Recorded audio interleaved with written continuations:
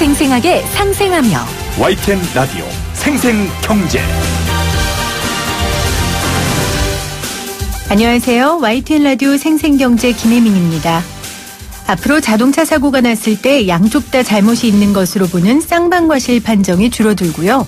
한쪽의 잘못을 100% 인정하는 일방과실 판정이 늘어날 전망입니다. 보험업계가 내년부터 자동차 사고 시 가해차의 과실 비율을 대폭 인정하는 개선안을 적용할 방침인데요. 쌍방향의 과실로 처리해 보험료 할증을 부추긴다는 민원이 많은 데에 따른 조치입니다. 최근에는 렌트카 서비스 이용하시는 분들도 늘어나고 있죠. 렌트카 이용하시다가 고장이 나거나 사고가 나는 경우에 과다하게 배상을 청구하는 경우가 많다고 해요. 이를 막기 위해서는 차량 빌리기 전 상태를 꼼꼼하게 살펴야 하고요. 수리할 때 견적서와 정비 명세서를 요구해야 합니다. 금요일입니다. 퇴근길 운전 조심하시고요. 주말에 놀러 가실 때도 안전운전 잊지 마세요. 2018년 7월 13일 YTN 라디오 생생경제 지금 시작합니다.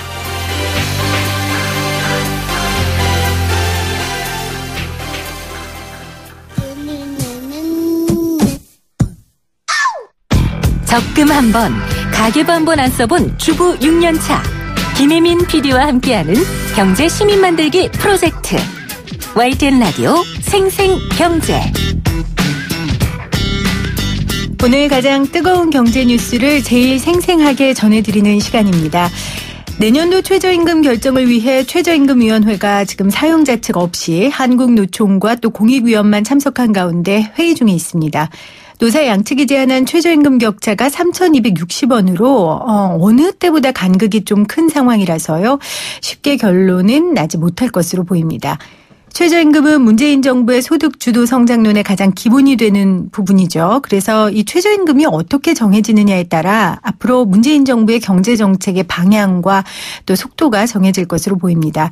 오늘 문재인 정부의 경제정책 점검 이야기 함께 나눠보죠. 숙명여대 신세돈 교수 나오셨어요. 교수님 안녕하세요. 불러주셔서 고맙습니다. 그런데 제가 이름을 명확하게 말씀 못 드려 죄송해요. 신세돈 교수님이세요. 네.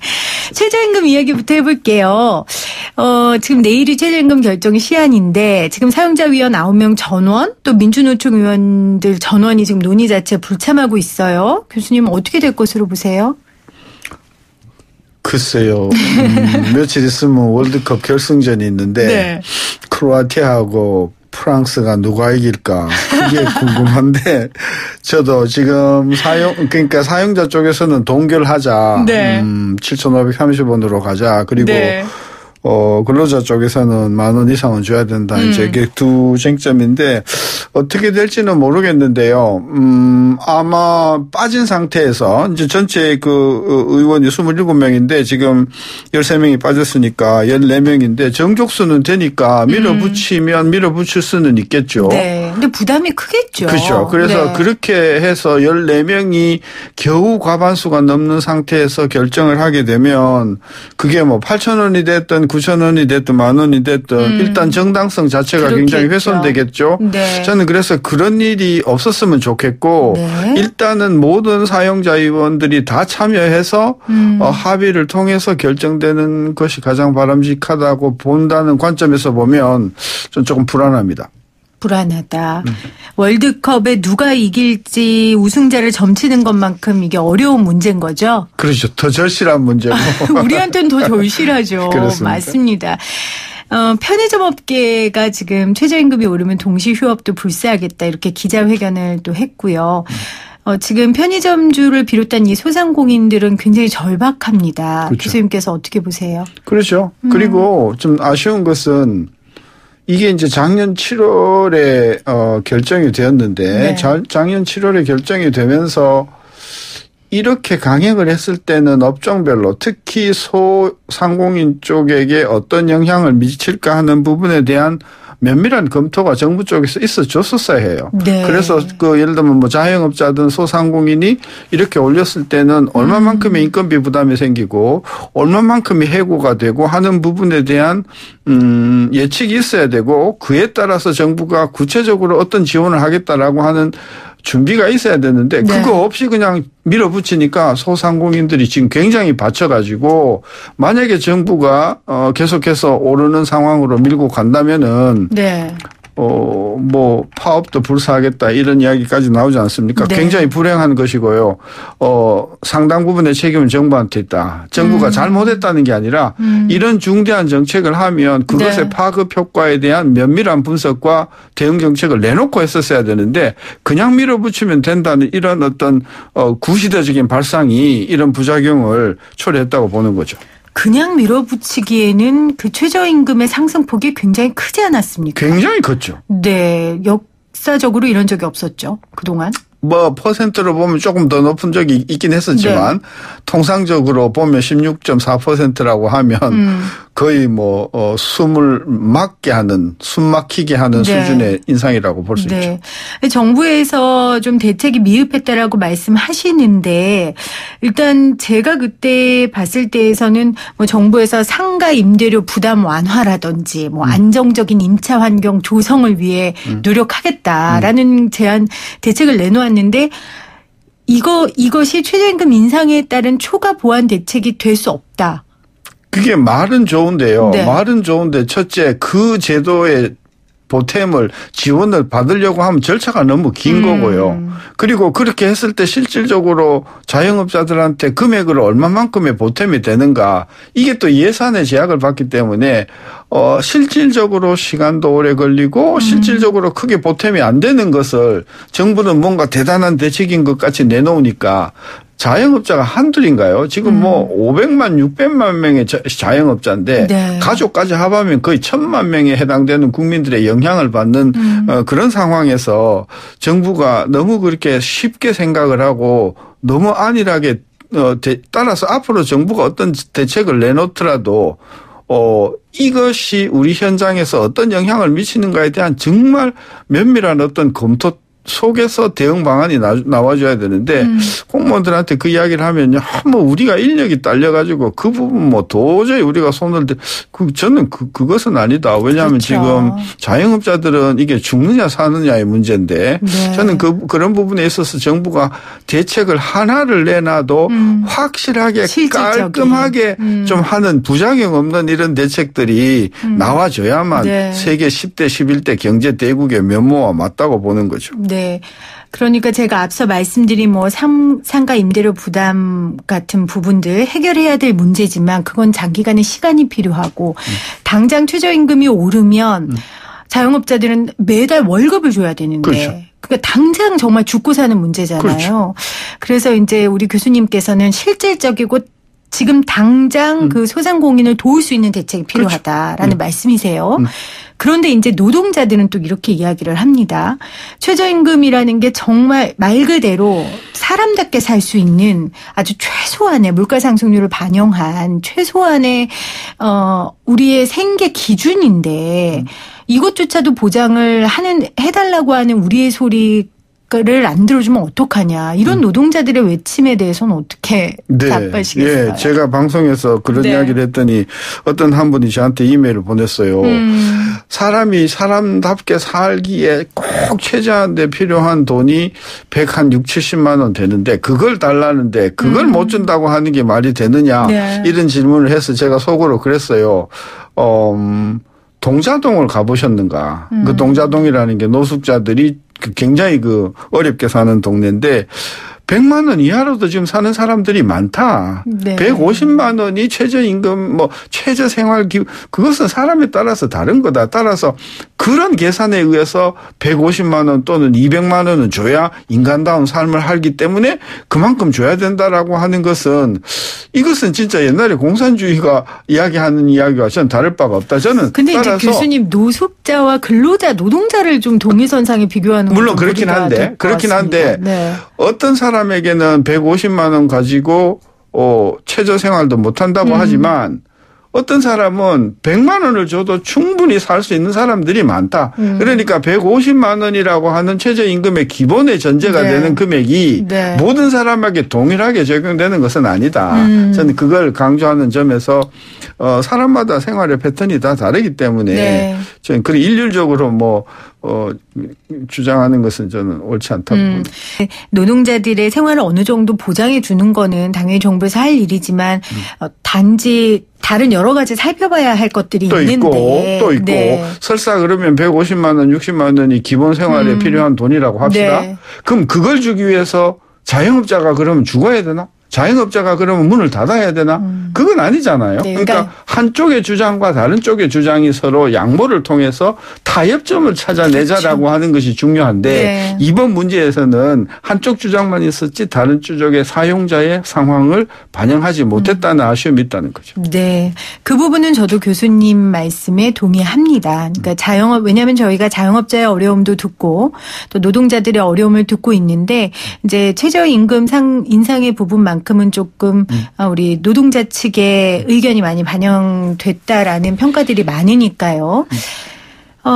이 최저임금 인상에 대해서 오늘 김동연 경제부총리가 이제 관련 언급을 한 게 좀 화제가 되고 있어요. 그러니까 오늘 경제현안 간담회를 소집했는데 일부 업종과 연령층의 고용 부진에는 최저임금 인상에 영향이 있다라고 이야기를 했습니다. 경제부총리가요. 사실 그동안 정부에서는 좀 부인했었잖아요. 고용의 부진은 최저임금과 관련이 없다. 교수님은 어떻게 보세요?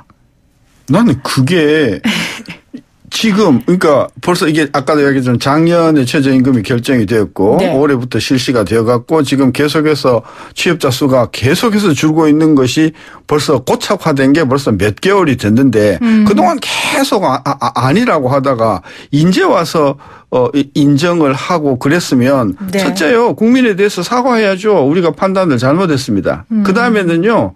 그동안 우리가 연구하고 해보니까 최저임금이 어떤 분야에 어떤 업종에 얼마만큼의 고용의 감소를 가져왔고 앞으로도 어떤 고용의 효과를 가져올 겁니다.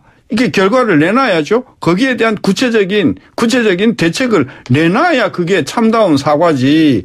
그냥 저는 매우 섭섭하다 이게. 왜냐하면 지금 600만 명의 자영업자는 이 문제 때문에 잠을 못 자고 우울증이 걸리고 생사가 지금 왔다 갔다 하는 이런 처절한 그 기점에서 네. 때늦게 인정하면서 아무 대책도 내놓지 않고 저는 굉장히 저 공직자로서 국민의 요구에 부응하지 못한다고 보고요. 중요한 것은 앞으로도 계속해서 취약업종의 취업자 수가 줄 것인데 얼마나 더 줄 것이며 네. 어떤 경영 애로를 가져올 것인 것에 대한 정부의 신속한 대책이 발표가 돼야 된다.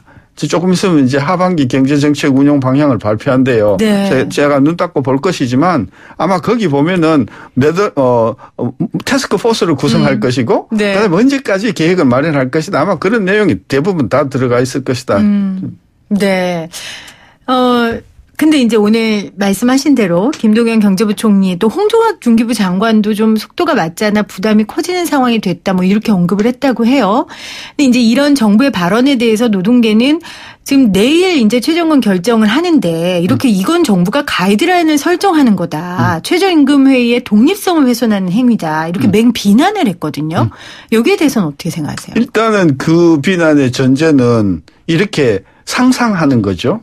김동연 장관, 홍종학 장관이 이렇게 취업자의 영향을 줬다고 인정하는 것은 네. 최저임금의 인상폭을 아주 낮추거나 하려고 하는 속내가 깔려 있다라고 전제를 하는 것이죠.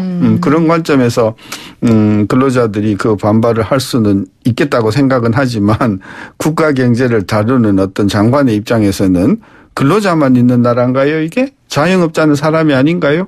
네. 자영업자의 가족은 사람이 아닌가요? 그런 관점에서 국가 전체를 보는 입장에서 그 장관의 어떤 그 자세는 의연한 데가 있어야 된다고 보는데 그렇다 손치더라도 아까도 이야기했지만 우리가 판단을 조금 잘못했습니다. 앞으로는 예를 들면 도소매 숙박 쪽에서는 앞으로도 고용이 얼마만큼 더 줄어들 것 같습니다. 네. 자영업자가 경영이 앞으로 더 어려워질 것 같습니다. 구체적인 안을 내놓고 거기에 대한 아주 실효성 있고 즉각적인 대책들이 나와줘야 된다는 거죠. 예를 들면 이겁니다. 앞으로 6개월 동안 자영업자가 피고용자에 대한 인건비 부담이 늘어나는 부분이 있으면 네. 얼마의 한도 내에서는 무이자로 6개월 또는 1년 동안 긴급 대출을 해주겠다. 뭐 이런 구체적인 대책이 나와줘야 사용자들도 또 자영업자들도 숨통 트이지 않겠어요? 저는 그래서 정부가 그런 쪽으로 보완을 많이 하면 네. 어느 정도 최저임금을 올라가는 것을 수용할 수 있는 흡수할 수 있는 여력이 있다고 보기 때문에 정부의 역할이 굉장히 중요하다고 봐요. 그러니까 정부가 어떻게 하느냐에 따라 이 최저임금을 올릴 수 있는 여지가 더 커진다. 당연하죠. 그렇기 때문에 이런 정부의 발언을 그냥 독립성을 훼손하는 행위라고 비난하지 말고 오히려 적극적으로 정부 앞에 테이블에 앉아서 의논을 하라는 말씀이시죠. 그렇죠. 정부가 그 자영업자 타격이 큰 자영업자의 부담을 파격적으로 도와주는 안을 내놓고 네. 그 안을 통해서 그 자영업자들이 최저임금에 올라가는 부분을 아주 흔쾌한 마음으로 수용할 수 있도록 해주고 하면 근로자도 좋고 자영업자도 좋고 정부에도 제 역할을 하는 것 아니겠어요? 네. 구체적인 어떤 피해에 대한 사전 분석 없이 밀어붙이다 보니까 부작용이 나다 보니까 이런 삐걱거림이 생기는 거거든요. 네. 이 책임은 전적으로 정부한테 있는 거예요. 네. 이게요, 교수님, 이렇게 단어 사용이 되게 중요한데 사용자라고 하는 느낌과 자영업자라고 하는 느낌이 되게 다른 것 같아요. 네. 이제 같은 말인데 지금 테이블에 앉은 사람은 근데 사용자라고 하면 정말 사용하는 사람 같고 자영업자 하면 그들도 땀 흘리고 애쓰고 노력하는 사람인 거잖아요. 그러니까 그들을 위한 대책도 마련돼야 되는 거잖아요. 그렇죠. 그래서 교수님께서 지금 노동자의 권익이나 노동자의 최저임금을 올리는 주장이 못마땅하다라는 말씀이 아니라 그만큼 자영업자들에 대한 정부의 대책과 배려가 중요하다고 당연하죠. 주장하시는 겁니다. 청취자분들 이해를 그렇게 해 주셨으면 좋겠고요. 좀 그 이야기를 좀 해볼게요. 그 경제 성장률이요, 교수님. 네. 한국은행이 어제 하향 전망을 내놨어요. 원래 정부가 3%, 또 한국은행이 2.9%. 얼핏 들으면 0.1%가 그리 대단한가? 이렇게 생각할 것 같은데 좀 경제학자로서 분석을 좀 해주세요. 상징적인 거예요. 상징적인 거다. 네, 한국은행은 수시로 전망을 바꿔왔어요. 네. 그리고 대부분 많이 틀렸어요.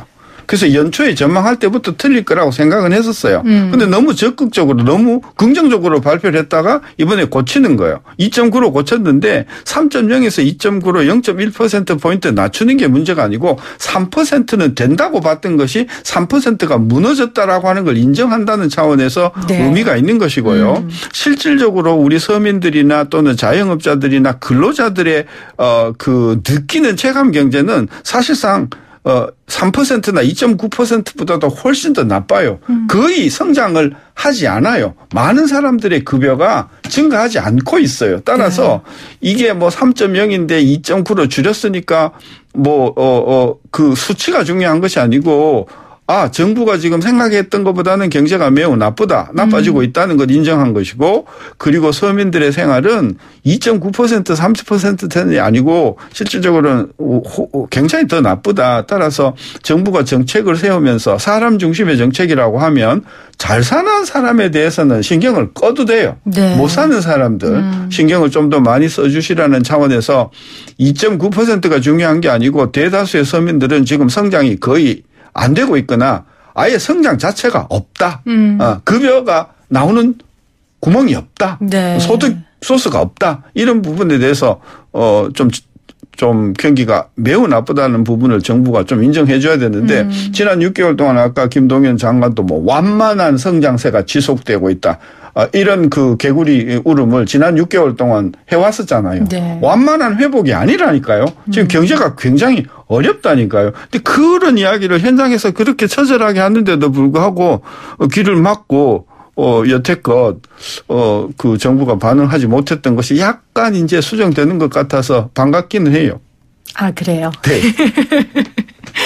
그러니까 그 0.1%가 중요한 게 아니라 그러니까 정부가 그동안 전문가가 보기에는 너무 낙관적으로 네. 대책 없이 낙관적으로 했었던 그 경제 인식을 고정관념이 이제 현실적으로 좀 바꾼 것 같아 반갑다. 그렇습니다.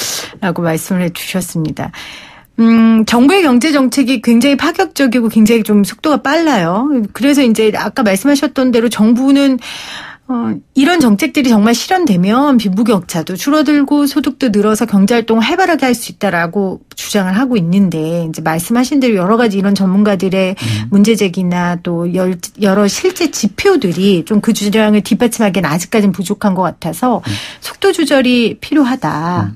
라는 정부의 기조의 변화가 필요하다 이런 주장이 나옵니다. 지금 교수님하고 제가 10분 넘게 인터뷰한 결과 이 주장을 앞장서서 하시는 분이 교수님이시겠다라는 생각이 드는데 끝으로 우리 정부에게 좀 제언을 해 주신다면 어떤 말씀 주시겠어요? 구름 잡는 이야기 좀 그만하시라 이제. 구름 잡는 이야기 그만하자. 그리고 뭐 이렇게 낙관적인 수치를 들이밀어서 국민들에게 어떤 희망감을 주는 것도 좋지만 지금 현장에서는 하루에 뭐 일주일에 50시간이 아니라 하루에 뭐 17시간 뛰는 택시 기사들도 많아요. 네. 근데 이런 분들이 육체적으로 힘든 게 문제가 아니고 뭔가 희망이 보여야 되잖아. 이렇게 열심히 일하면 언젠가 나도 좋은 날이 올 것이라는 희망이 있어야 되잖아요. 네. 그런 관점에서 우리 대학생들, 우리 자영업자들 그리고 어렵게 사는 사람들에게 희망을 줄 수 있는 그런 어떤 적극적으로 발로 뛰는 그런 정부가 되었으면 좋겠는데 그런 것들이 안타깝고 현장을 너무 이렇게 외면하는 듯한 그런 어떤 정책들이 많아서 조금 현장에 조금 뿌리를 내리고 뿌리를 받고 현장에 기초한 그런 정책들, 즉 우리 서민들의 몸에 와 닿는 그런 이렇게 그런 정책들이 좀 많이 나왔으면 좋겠다. 그리고 지금과 같은 어떤 뭐 추경 찔끔, 뭐 몇만 원 찔끔, 몇십만 원 찔끔 이런 보조를 가지고 서민들의 생활이 나아질 것이라고 생각하면 안 된다는 거죠. 네. 근본적으로 우리나라 중소기업들, 자영업들의 경쟁력이 세계적인 수준의 기업 수준이 되도록 정부가 꾸준히 밀어줘야 되는데 그게 어째 1, 2년 만에 되겠어요? 한 5년에 되겠어요? 두 정부, 세 정부 15년, 20년 가야 되는 거잖아요. 그래서 정부가 우리 중소, 중견 자영업자들이 세계적인 경쟁력을 가질 수 있어서 평생에 먹고 사는 게 걱정이 없는 이런 나라를 만들어주기 위해서 정부가 무슨 벽돌서부터 깔아야 되는가 이런 이야기를 조금 해줘야 되는데 뭐 취업하면 20만 원씩, 30만 원씩 더 줘서 네. 뭐 3년 사이에 1,000만 원 정도 통장을 만들어주겠다. 이게 저는 대책이 아니라고 보는 거죠. 저희 프로에 그때 이제 유종일 KDI 국제정책대학원장이 나오셔서도 비슷한 말씀을 하셨어요. 그러니까 좀 장기적인 정책들 좀 멀리 내다봐서 사람을 키우고 기업을 키우는 정책을 국가가 해야 된다. 그리고 우리 김광두 부의장께서도 나오셔서 제조업에 대한 부진 이야기를 하시면서 그러니까 제조업이 뭐 자영업과 같은 거니까요. 그런 말씀들을 하셨는데 근데 교수님은 교수시잖아요. 네. 근데 지금 청와대 정책을 하시는 분들이 교수진이 굉장히 많잖아요. 물론 이번에 경제정책 바꾸면서 관료들을 조금 넣긴 했지만요. 그래서 일각에서는 교수기 때문에 교수들이 하는 거라서 좀 현장 얘기를 모른다 이런 얘기도 있는데 같은 교수로서 어떻게 생각하세요? 그러니까 현장을 모르는 교수도 있고요. 네. 현장을 현장보다 더 잘하는 교수도 있죠. 네. 그러니까 그런 사람이 누군가를 뽑아서 쓸 수 있는 사람이 지도자의 안목이죠.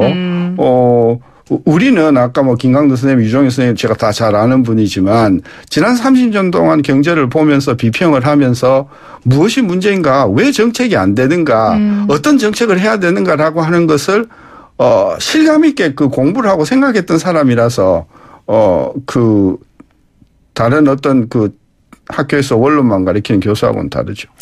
네. 우리 방송을 좀 정부에서 듣고 참조를 좀 해주셨으면 좋겠습니다. 네, 오늘 최저임금 관련된 이야기도 문재인 정부의 경제 정책 이야기 함께 진단해 봤습니다. 교수님 고맙습니다. 네.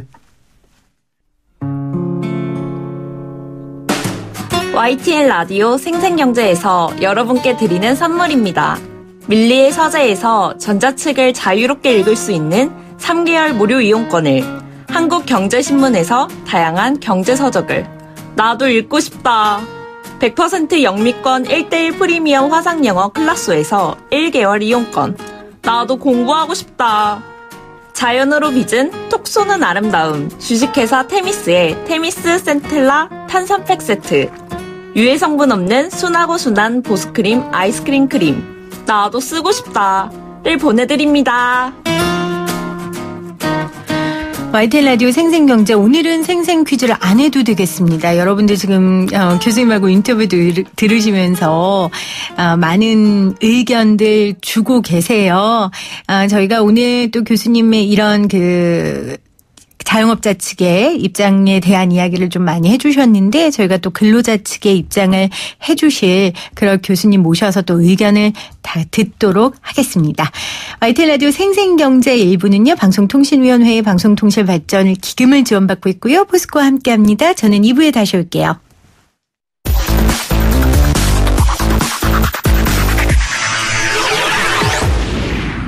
생생하게 상생하며 YTN 라디오 생생경제. 나만 몰랐던 경제 이야기. 이것도 경제야? 매주 금요일 이 시간 우리와 함께하는 분입니다. 경향신문 박병률 기자 나오셨어요. 안녕하세요. 네, 안녕하세요. 네, 기자님, 매갈, 여혐, 남혐, 폐미, 일배, 네. 이 단어 아시죠? 네.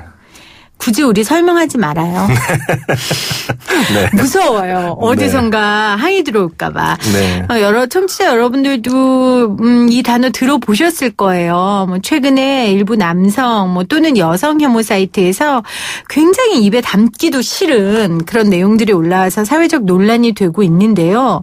먼저 이런 논란 어떻게 보세요? 글쎄요. 어떻게 봐야 될까요? 참 언급하기가 힘든데 특히 최근에 많이 논란이 또 남자와 여자 문제가 되다 보니까 그러게요. 사실 또 남자 입장에서는 또 함부로 코멘트하기가 굉장히 오늘 경제 문제에 대해서는 그렇게 막 칼을 휘두르면서 막 정부도 막 비판하고 네. 막 그러시던 분이 굉장히 조심스러우시네요. 아무튼 이게 하여튼 여러 가지가 있다 보니까 참 언급하기가 이제 곤란한 측면은 있는데 네. 다만 이제 확실한 것은 너무 좀, 그러니까 서로가 서로를 이렇게 미워하고 혐오하게 하는 것은 저 원칙적으로 반대입니다. 그러니까 혐오를 위한 혐오는 네. 정말 불필요한 거고요. 이게 남녀 간의 문제도 있지만 사실 인종 간의 문제, 종교, 네. 또 우리의 지역, 이게 혐오가 들어가게 되면 이 원만한 논의라든가 합의가 잘 되지 않고요. 네. 또 토론도 잘 되지가 않습니다. 나랑 생각이 다르다고 너 빨갱이 이렇게 해버리면 더 이상 대화가 안 되는 그렇죠. 것처럼. 그래서 이게 충분히 어느 정도는 저는 또 가치가 있는 부분도 있다라고 이제 봅니다만, 하지만 이제 대화하는 방식이라든가 이런 부분은 조금 더 좀 정제가 돼야 되지 네. 않느냐라는 게 제 생각입니다.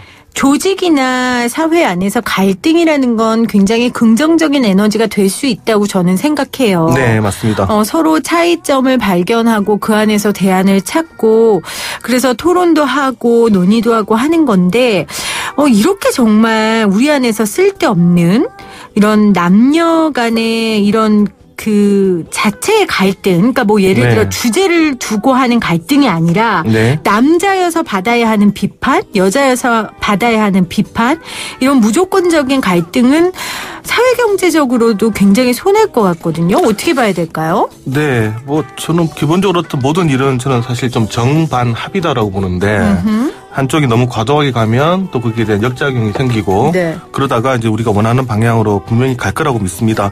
이제 말씀하셨던 것처럼 그러한 정과 반이 되는 과정에서 특히 이제 반이 되는 과정에서 사회적인 우리가 치러야 되는 비용이 생길 수밖에 없습니다. 경제학에서는 이제 사회 갈등 비용 이렇게 좀 얘기를 많이들 하는데요. 네. 어떤 이제 갈등이 생기면 그 자체로 생기는 비용이 있을 테고 또 그것으로 인해서 파급되는 또 비용이 아마 생길 겁니다. 네. 예를 들면 우리가 과도하게 파업을 한다든가 아니면 과도하게 어떤 집회를 하게 됐을 경우에 그러면 내가 지금 당장 생산을 할 수가 없어서 생기는 그런 비용. 네. 그것도 분명히 이제 갈등 비용이 들어가고요. 네. 또 과도하게 지폐를 내서 만약 주변 상가들이 장사를 못하게 됐다. 그러면 이제 그것도 비용에 들어갑니다. 그러니까 직접적으로 손해보는 비용도 있고 네. 그 손해 때문에 간접적으로 입게 되는 피해까지도 손해비용에 들어간다는 말씀이시죠? 네. 근데 사실은 그런 게 바로 이런 이제 간접적인 비용인데 경제학에서 말하는 그 외부 효과라는 게 있습니다. 네. 내가 어떤 일을 했을 때 경제활동을 했을 때 그 경제활동에 따르는 직접적으로 벌어지는 뭐 생산이라든가 비용의 문제가 아니라 그것으로 인해서 간접적으로 발생하는 일들 그것을 저희가 이제 외부 경제다 이렇게 표현을 하는데요. 네. 쉽게 말씀드리면 이런 겁니다. 내가 지금 생산을 하려고 공장을 돌렸습니다.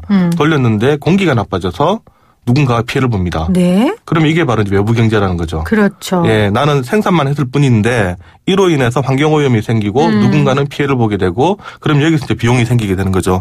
이것을 이제 외부 효과, 외부 경제 얘기를 하는데 어떤 내가 행위를 해서 제3자가 긍정적인 영향을 받으면 긍정적인 외부 효과라고 얘기를 하고요. 네.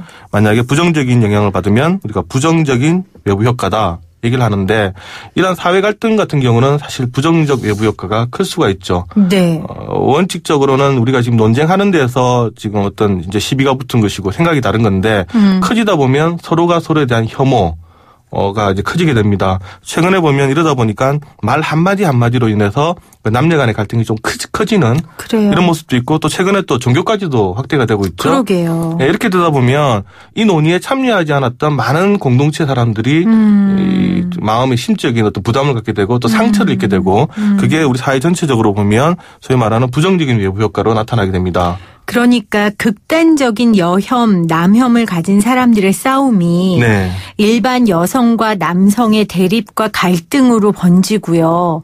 또 최근에는 이제 성체 훼손이라고 해서 네. 카톨릭이라는 특정 종교와 또 아주 극단적인 여성들 간의 그런 갈등, 이제 종교적인 것까지 퍼졌단 말이에요. 네. 그리고 또 그게 또 보니까 또 지금 난민 문제까지도 연결이 되고 있더라고요. 보니까 이 또 페미니즘적인 문제가. 그러니까 이런 식으로 원래는 이 논쟁에 개입하지 않았던 많은 사람들이 상처를 네. 받기 시작하면서 이제 판이 커져가 버리는데 그러다 보면 사회 전반적으로 신뢰감이 떨어지게 되는 거죠. 불신감이 커지게 되고 또 대화는 그러니까 우리가 대화를 하는 그런 방식에도 또 문제가 생기기 때문에 결국 나중에 보면 광범위한 사회적 비용으로 돌아오게 돼 있습니다. 그 비용을 계산할 수 있습니까? 네, 일단 뭐 경제학자들은 가급적 이걸 계산을 하려고 합니다. 네. 왜냐하면 수치로 제시를 해야 그렇죠. 우리가 이렇게 많은 갈등 비용을 치르고 있구나 네. 알 수가 있는데 근데 사실 이게 어렵죠. 이 가정을 어떻게 두느냐에 따라서 다른데 일단 뭐 사회적 비용을 추산하는 방법은 크게 두 가지입니다. 하나는 직접적으로 손해를 본 부분만 계산을 하는 방식이 있습니다. 한때 수원 화성 즉 군공항 이전에 따라 가지고 한번 갈등이 지금도 지금 벌어지고 있는 게 있는데요. 네. 그때 이제 수원시가 자체적으로 이 갈등 비용을 한번 추산을 했었습니다. 소음 배상과 이제 재정 손실 이런 걸 따졌는데 이 군공항이 이 수원 근처에 있으면서 이 주변에 소음 피해를 당하시는 이런 분들이 있습니다. 네. 이분들이 이제 소송도 걸고 그렇게 했는데 이분들이 건 소송 비용 그리고 이제 계속 이 군공항이 이전을 늦게 하면 계속 이제 이게 쌓이겠죠. 1년, 2년, 3년, 4년. 네. 그러니까 그 비용을 곱하기 해서 한 뭐 1조 원 가량 계속해서 이렇게 늦어지면 우리가 손실이 생긴다. 네. 이렇게 이제 주장을 한 적이 있는데 요거는 앞서 제가 말씀을 드린 것처럼 직접적으로 우리가 입는 피해 액만 이제 산출을 한 그런 거고요. 네. 2016년에 그 현대경제연구원이 또 한번 우리 한국 사회의 사회적 갈등 비용과 이게 이제 경제적 효과 이걸 한번 또 추산을 해본 게 있습니다. 네. 그렇게 했더니 우리 한국의 사회적 갈등이 OECD 평균 수준으로 개선이 되면 실질 GDP가 0.2%포인트 정도 상승을 한다. 뭐 이런 거 계산을 했는데 그 얘기는 우리의 사회적 갈등이 OECD 평균 수준이 아니라 평균보다 훨씬 높다는 얘기잖아요. 네, 지금 우리가 훨씬 낮습니다. 예, 그때 당시 현대경제연구원이 그러니까 갈등 수준이 높다. 네, 예. 네. 현대경제연구원의 평가를 보면 우리 사회의 그 평균 갈등 지수가 OECD 29개국 중에서 밑에서 7이다. 이렇게 얘기를 했거든요. 네. 근데 이제 요거 이제 어떻게 내느냐가 이제 다른데 당시 이제 현대경제연구원은 OECD 자료 중에서 뭐 진위 개수, 이 빈부격차 개수죠. 네. 그리고 이제 또 세계은행이 냈던 뭐 정치적 안정 지표, 이거 주로 이제 설문조사로 냅니다. 네. 그리고 뭐 정부 효과 지표, 법치주의 지표, 뭐 이런 것들을 다 집어넣어서 소위 말하는 이제 사회 갈등 지수다 이렇게 개념을 정리를 했는데 우리가 지금 GDP가 0.2% 정도 상승한다. 이게 사실 얼마나 큰 거냐면 네. 우리나라 1년 지금 GDP가 1,600조입니다. 그러니까 0.2%포인트면 한 32조 정도 되나요? 그 정도 되는 거죠. 네. 네. 그러니까 이 사회적 갈등이라는 게 뒤집어 말하면 그만큼 우리의 경제적인 발전도 막고 있다는 거고 네. 사회적 통합은 뭐 말할 것도 없고요. 그러니까 치르지 않아도 되는 비용을 치르는 거잖아요. 네. 아, 지금 제가 다시 계산해 보니까 한 3조쯤 되네요. 네. 어쨌든 네. 많다. 네. 그러니까 지금 현대경제연구원에서 했던 분석에 따르면 우리가 연간 3조 원을 그냥 앉아서 우리가 날리고 있다라는 이제 이런 얘기가 될 수가 있습니다. 네. 근데 이게 사실 이제 이런 경제연구원에서 내는 것을 숫자적으로는 다 사실 좀 신뢰하기가 힘든 구석도 있습니다. 이 지표를 어떻게 내느냐에 따라서 다르고 또 세계적으로도 합의된 그런 기준이 없습니다. 네. 다만 이런 자료를 저희가 볼 때 무엇을 봐야 되냐면 추세는 볼 수가 있습니다. 추세. 네. 만약 이 연구원이 올해 내고 내년 내고 내후년에 계속 자료를 낼 때 같은 기준으로 따졌더니 예컨대 갈등 지수가 계속 올라간다. 네. 낮아간다. 네. 우리가 개선이 된다. 악화된다. 이것을 보고 우리가 손실 정도가 더 커졌구나. 라고 이제 우리가 생각을 할 수가 있는데 이것은 상당히 유용한 지표가 됩니다. 그렇죠. 그러니까 뭐 갈등 비용이라는 게 어떻게 정확하게 물건값처럼 나오겠어요. 근데 말씀하신 것처럼 동향 정도는 분석할 수 있겠죠. 네. 예를 들면 정치적으로 혼란스러울 때는 사회적 갈등이 더 컸다라든지 네. 아니면 경제적으로 좀 어려웠을 때는 뭐 사회적 갈등이 더 컸다든지 뭐 이런 네. 것들 그런 그렇죠. 거는 추론할 수 있겠죠. 네. 톨레랑스라는 거 있잖아요. 네. 프랑스의 그 예. 개념 관용. 네. 제가 이거를 그 홍세아 선생님 책 그러니까 아마 기자님 세대일 거예요. 네. 그렇죠? 나는 파리의 택시 운전사. 네, 네. 저는 제 세대도 아닌데 그 책을 왜 읽었을까요? 아, 그런가요? 같은 세대 아니었나요? 어머, 네. 이렇게 쓸데없는 사회적 갈등 만드실 거예요? 네. 그거를 보면서 우리나라에 이런 개념이 있나. 네. 이런 톨레랑스, 관용, 뭐 이런 것들이 있다면 사회적 갈등들이 좀 이렇게 낮아질 텐데 이런 생각 해봤거든요. 네. 사실 우리가 과거에 뭐 조선시대 뭐 이런 과거의 얘기들을 보면 우리 한반도에 사는 사람들이 관용이 분명히 없었던 건 아닌 것 같고요.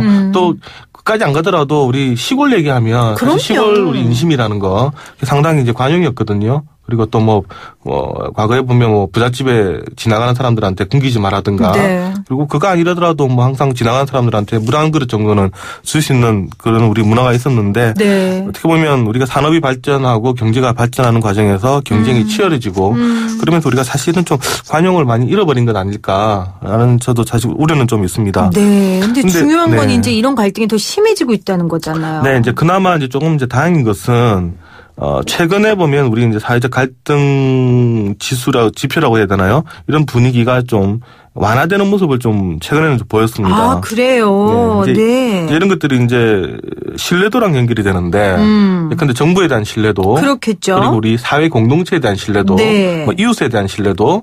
또 언론에 대한 신뢰도. 기업에 대한 신뢰도. 뭐 NGO에 대한 신뢰도. 이런 걸 다 같이 볼 수가 있는데, 이게 한동안 되게 떨어졌는데, 작년 한 차례 급상승을 했다라는 지금 보고가 많습니다. 아, 그렇군요. 네.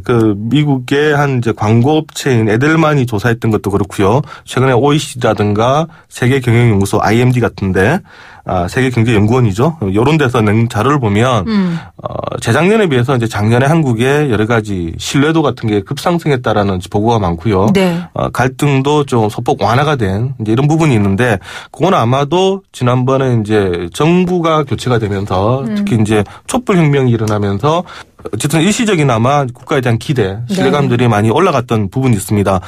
물론 이제 이 조사가 올해 다시 또 진행이 되고 뭐 내년이 진행이 되면서 달라질 수는 있겠습니다만 한동안 되게 안 좋았던 게 여하튼 작년하고 올 상반기까지는 좀 개선이 됐다 이런 보고들이 많고요. 네. 그때 에델만의 조사를 보면 작년 같은 경우는 한국이 신뢰가 가장 많이 증가했던 국가로 또 분류가 되기도 했었습니다. 1년 동안요. 예, 지난 1년 사이에. 네네. 하지만 이제 전체 선진국 사이에서는 또 그렇게 높지가 않은 여전히 이제 그런 모습이었는데 그러니까 1년 사이에 많이 증가했지만 절대평가로 보면 여전히 우리가 중간 이하로 있는 나라다 이런 얘기입니다. 세세한 사안들에 대한 생각들은 물론 국민들이 다 다르겠지만 우리가 이제 같이 촛불을 들었을 때는 굉장히 많은 사람들 거의 절대적인 숫자라고 할 수 있을 정도로 다 촛불들을 많이 들었잖아요. 네. 그러다 보니까 이런 사회 갈등 지수를 조사할 때는 더 낮게 나왔겠네요. 이제 한참 갈등이 심했을 때는 그랬겠죠. 이런 이제 지표를 어떻게 조사를 하냐면 대부분은 보면 설문조사로 이루어집니다. 그러니까 이제 설문조사를 수치화하는 거죠. 사람들의 전화를 해서 네, 얼마나 이 정부를 신뢰하느냐, 국가를 믿느냐, 사회를 믿느냐, 언론을 믿느냐, 종교를 믿느냐 물어보고 뭐 10점 만점에 몇 점이다 이렇게 평가를 하는 네. 그런 게 있고요. 이제 또 하나는 또 다른 이제 계량 지표를 이용하기도 합니다만 그때 만약에 사회 갈등이 되게 심할 때 전화가 와서 물어보면 역시 그때는 지표가 낮을 수밖에 없겠죠. 그러면은 아까 제가 말씀드렸잖아요. 이 추세는 알 수 있는데 그중에 한 가지 얘가 경제적으로 조금 나라가 어려우면 사회적 갈등 비용이나 사회적 신뢰도가 더 낮지 않을까. 그러니까 사회적 갈등 비용은 많고 사회적 신뢰도는 낮지 않을까라고 질문을 드렸는데 그런가요? 제 추론이 맞나요? 네. 그 경제학자들이 유의도를 가지고 분석을 해보면 쉽게 말씀드리면 선진국일수록 국가 신뢰도가 높습니다.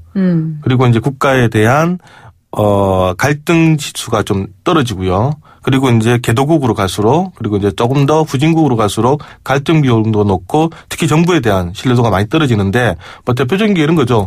부정부패가 많으면 국가를 신뢰할 수가 없잖아요. 또 정치적 혼란이라든가 그리고 또 소득 불균형이 너무 심하면 부자에 대한 불신도 심해지고 기업에 대한 불신도 심해지고 그게 이제 이런 것들이 이제 개도국 이하의 국가들이고 선진국으로 갈수록 이런 것들이 잘 되기 때문에 특히 분배가 잘 되는 나라들이 보면 전반적으로 신뢰도가 높고요. 만족도도 높고 그리고 최종적으로 삶의 질도 높고 행복도가 높습니다.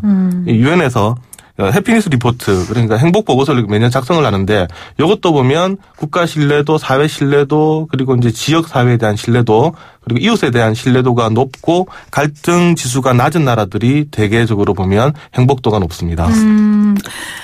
그러면은 이제 이번에 문재인 정권 들어서 약자들을 위한 경제 정책을 많이 펼치겠다고 정부에서 표방했는데 사실은 저희도 최저임금이라든지 뭐 이런 부분들을 이렇게 다루면요.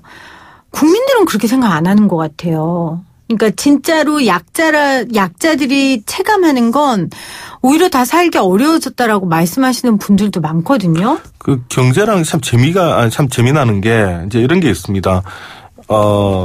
우리가 사람 심리가 그렇잖아요. 그러니까 절대적인 것과 상대적인 것 그리고 내가 이제 감내할 수 있는 기간과 감내할 수 없는 기간이 있는데 만약 지금 내가 상황이 정말 어려우면 지금 당장이라도 소득이 줄어들면 납득이 안 되는 거죠. 1년 뒤에 내가 너에게 돈을 많이 줄게 하더라도 지금 당장 내 소득이 줄어들면 참을 수 없는 이런 것들이 있고 또 하나는 나도 예를 들면 100원 그러니까 내 소득이 1,000원이 늘고 근데 옆에 만약에 부자는 1억 원이 늘어난다.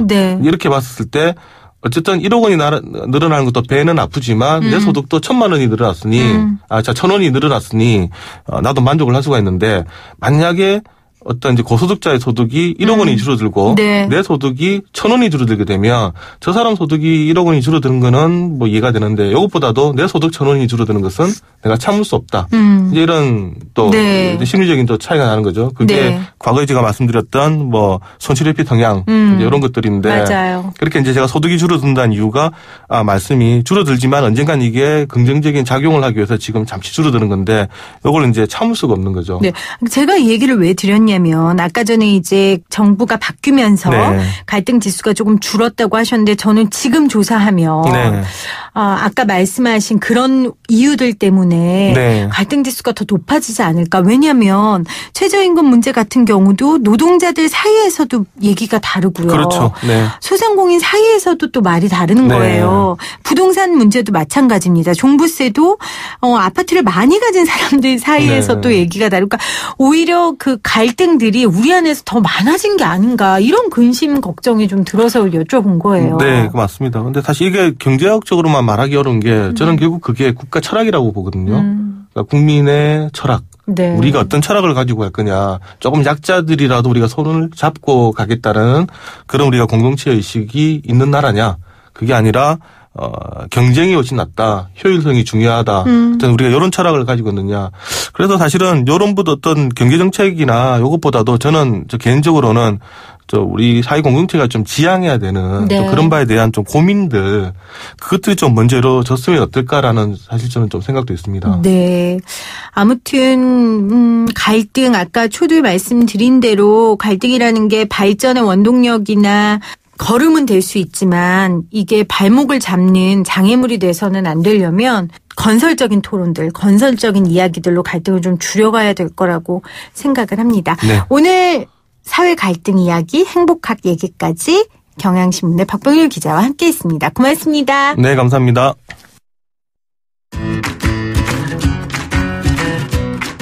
4958님께서 부정적 외부 효과가 민감한 나라가 한국인 것 같습니다. 밀도가 높고 또 언론이 국민에 미치는 영향이 큰 나라가 한국이라는 얘기죠.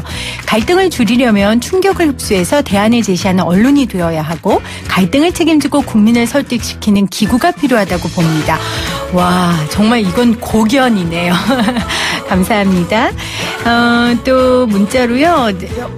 신 교수님 인터뷰 관련돼서 참 많은 거 보내주셨는데 어떤 분은 교수님 속이 다 후련합니다. 진짜 현장 심각합니다. 이렇게 보내주신 분도 계시고 어떤 분은 정말 노동자가 얼마나 고생하는지 몰라서 그렇습니다. 이렇게 문자 보내주시는 분들도 계십니다. 최저임금 오늘 아마 넘겨 내일 월요일에는 저희가 관련된 소식 전해드릴 수 있을 것 같아요. 관련된 내용 또 함께 나누도록 하겠습니다. 한 주 동안 들어주신 여러분 감사하고요. 저는 월요일 날 다시 오도록 하겠습니다. 이 프로그램은 방송통신위원회의 방송통신발전기금을 지원받아 제작하고 있고요. 포스코와 함께합니다.